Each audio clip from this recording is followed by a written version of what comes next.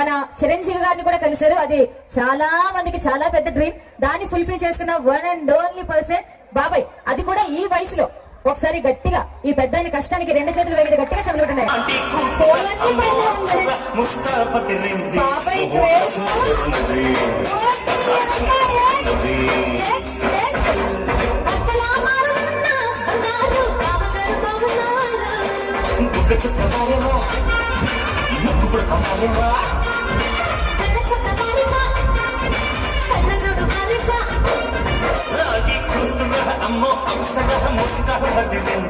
ముహూర్తం ముందరున్నది కథాకని పందిరన్నది